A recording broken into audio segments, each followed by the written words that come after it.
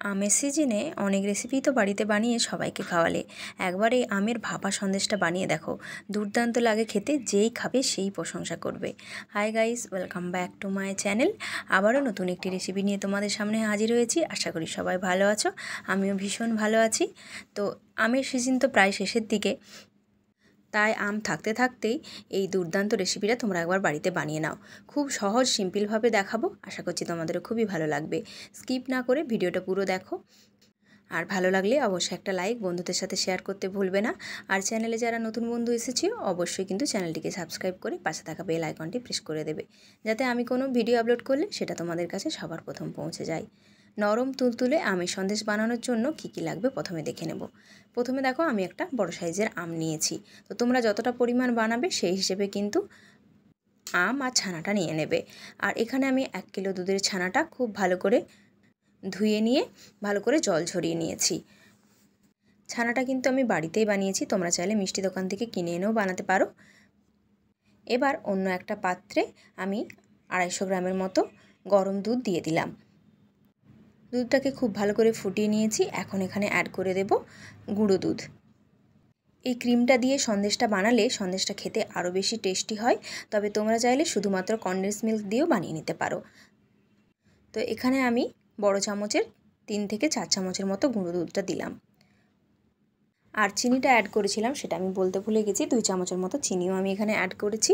তো মিষ্টিটা তোমাদের পছন্দ মতো নিয়ে নিও। গুঁড়ো দুধেও যেহেতু মিষ্টি আছে, আবার পাকা আমেও মিষ্টি আছে, তাই মিষ্টিটা অবশ্যই দেখে বুঝে নিয়ে নেবে। ক্ষীরটা যতক্ষণ রেডি হচ্ছে ততক্ষণ আমি আমটাকে খুব ভালো করে পেস্ট করে নেব।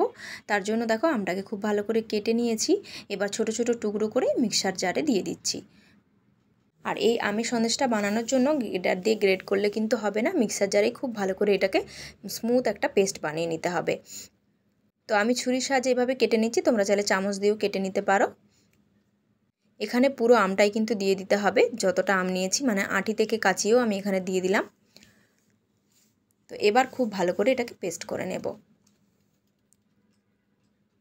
দেখতেই পাচ্ছ খুব সুন্দর একটা পেস্ট হয়ে গেছে, আর আমটার কালার কিন্তু খুব সুন্দর রয়েছে। এর ফলে কিন্তু সন্দেশের কালারটাও খুব সুন্দর হবে। এদিকে দেখো, ক্ষীরটাও কিন্তু রেডি হয়ে গেছে। তো ক্ষীরটাকে আমি একদম শুকনো করিনি, একটু কিন্তু গ্রেভি গ্রেভি রেখেছি, দেখতেই পাচ্ছ। তো গ্যাসের ফ্লেমটাকে আমি অফ করে দিয়েছি। এবার ব্যাটারটা তৈরি করে নেওয়ার পালা। তো বড় একটা পাত্র নিয়েছি আমি, যাতে সমস্ত কিছু খুব ভালো করে মিক্স করা যায়। তো ছানাটাকে হাতে করে ম্যাশ করে করে একটু দিয়ে দিচ্ছি এখানে। এবার এটাকে খুব ভালো করে মেখে নেব। ছানাটাকে খুব ভালো করে মেখে নিলে সন্দেশটা কিন্তু বেশ ভালো হবে। তবে তোমরা চাইলে মিক্সার গ্রাইন্ডারে একটু পেস্ট করে নিতে পারো। তবে সন্দেশে একটু ছানার দানা দানা ভাব থাকলে কিন্তু বেশি ভালো লাগবে। তো দেখো, খুব ভালো করে এটাকে মেখে নিয়েছি। এবার আমের সত্ত্বটা এখানে দিয়ে দিচ্ছি। খুবই সহজ আর সিম্পল একটা রেসিপি, তোমরা বাড়িতে খুব সহজেই বানিয়ে নিতে পারবে। আর বাড়ির সকলে কিন্তু খেয়ে খুব প্রশংসা করবে, আর প্রত্যেক বছর আমের সিজনে এইটা খাওয়ার জন্য বায়না করবে। তো এখন দেখো, খুব ভালো করে এটাকে মিশিয়ে নিচ্ছি, আর চামচের সাহায্যে হালকা করে একটু ফেটিয়েও নিচ্ছি। আর আমের কালারটা সুন্দর থাকার জন্য কি সুন্দর একটা মিষ্টি কালার হয়েছে, তোমরা দেখেই বুঝতে পারছো। একটু পাকা দেখে আম নেবে, তাহলে কিন্তু সুন্দরভাবে কালারটা আসবে। এক্সট্রা কোনো কালার কিন্তু এখানে দিতে হবে না। এবার দেখো, যে ক্ষীরটা রেডি করেছিলাম সেই ক্ষীরটা এখানে দিয়ে দিচ্ছি। ক্ষীরটা দিয়েও খুব ভালো করে মিশিয়ে নিচ্ছি। হালকা হাতে ফেটাতে হবে, খুব জোরে জোরে ফেটালে কিন্তু হবে না। তো দেখো, ঠিক যেভাবে আমি করছি এভাবে করে নিতে হবে। 3 থেকে 4 মিনিট খুব ভালো করে আমি ফেটিয়ে নিচ্ছি। ফেটানোটা ভালো করে হলে তাহলে কিন্তু সন্দেশটা বেশ একটু ফুলবে। তো দেখতেই পাচ্ছ কতটা সুন্দর হয়েছে। তো আমি একটু এখানে টেস্ট করছি যে মিষ্টিটা কতটা হয়েছে, নাহলে আমি এখানে একটু মিষ্টি অ্যাড করব। তবে চিনি এই সময় কিন্তু একদমই অ্যাড করা যাবে না, তাহলে কিন্তু অনেকটা জল বেরিয়ে যাবে। তো আমি এখানে কনডেন্স মিল্ক দিচ্ছি, তোমরা চাইলে গুঁড়ো দুধও দিয়ে দিতে পারো। তো মিষ্টিটা একটু কম বলে মনে হলো আমার, তাই সন্দেশে, ভাপা সন্দেশে একটু বেশি মিষ্টি হলে কিন্তু বেশ ভালো লাগে। আবারও সমস্ত কিছু খুব ভালো করে আমি মিশিয়ে নিচ্ছি। দেখো, ব্যাটারটা কিন্তু একদম রেডি হয়ে গেছে। আমি কিন্তু খুবই সহজ ও সিম্পলভাবে দেখালাম, তোমরা কিন্তু বাড়িতে খুব সহজেই বানিয়ে নিতে পারবে। তোমরা চাইলে এখানে একটু এলাচও ব্যবহার করতে পারো, আমি কিন্তু আমের গন্ধটাই রাখতে চাইলাম, তাই এলাচ দিলাম না। আর এবার যে পাত্রটার মধ্যে আমি সন্দেশটা ভাপাবো সেই পাত্রটার মধ্যে আমি ভালো করে ঘি ছড়িয়ে নিয়েছি। এরপর ব্যাটারটা দিয়ে দিচ্ছি। তোমাদের কাছে অ্যালুমিনিয়ামের কোনো পাত্র থাকলে বসাতে পারো বা কেক মোল্ড যদি থাকে তাতেও বসিয়ে নিতে পারো, তবে অবশ্যই একটু সাদা তেল বা ঘি ব্রাশ করে নেবে। তো পুরো ব্যাটারটা দেখো আমি ভালো করে দিয়ে চারিপাশ থেকে ছড়িয়ে নিচ্ছি। যারা আম খেতে পছন্দ করে তাদের তো এই রেসিপিটা ভীষণই ভালো লাগবে। আমার বাড়িতে কিন্তু সবাই আম খেতে খুব পছন্দ করে, আর আমের যে কোনো রেসিপি খেতেই খুব ভালোবাসে সবাই। তাই আমের সিজনে বাড়ির সকলের পছন্দ মতো আমি অনেক কিছুই বানাই। এর আগেও কিন্তু অনেক কিছুই তোমাদের সাথে শেয়ার করেছি আমের।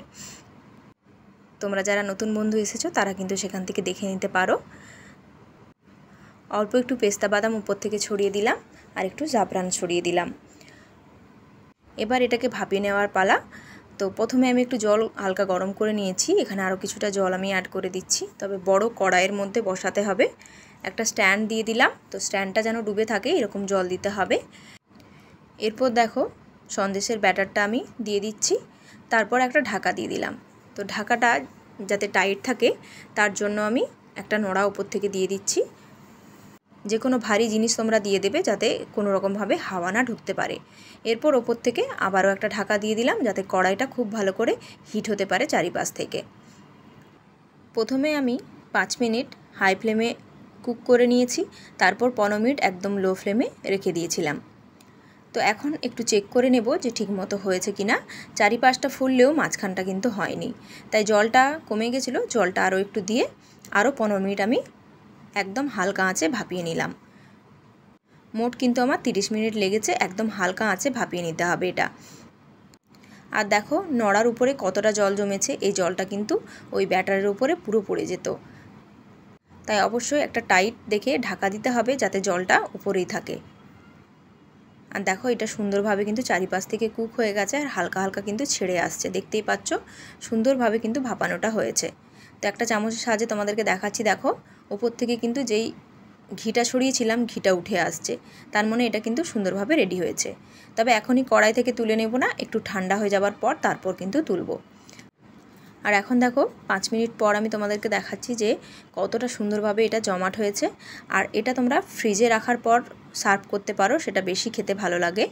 তবে তোমাদেরকে দেখানোর জন্য আমি কেটে দেখিয়ে দিচ্ছি। কেটে নেওয়ার পরও কিন্তু তোমরা ফ্রিজে রাখতে পারো। তো ছুরির সাহায্যে আমি চৌকো মতো করে কেটে নিয়েছি, তোমরা তোমাদের পছন্দ মতো শেপ দিয়ে দিতে পারো। এখন একটা তুলে দেখাচ্ছি যে এটা কতটা সুন্দর হয়েছে আর কতটা নরম হয়েছে, মুখে দিলে একদম মিলিয়ে যাবে। আর এই সন্দেশটা যেদিন বানাবে সারা বাড়ি কিন্তু আমের গন্ধে মমো করবে, এতটাই টেস্টি হয়, এতটাই সুন্দর স্মেল হয়। কতটা সুন্দর হয়েছে সেটা তোমাদের আর বলার অপেক্ষা রাখে না, তোমরা কিন্তু দেখেই বুঝতে পারছো। বাড়িতে অবশ্যই কিন্তু একবার ট্রাই করো আর আমাকে জানিও তোমাদের কেমন লেগেছে। তো আজকের মতো আসি, আবার ফিরে আসবো নতুন কোনো রেসিপি নিয়ে। ততক্ষণ সবাই ভালো থাকবে, সুস্থ থাকবে।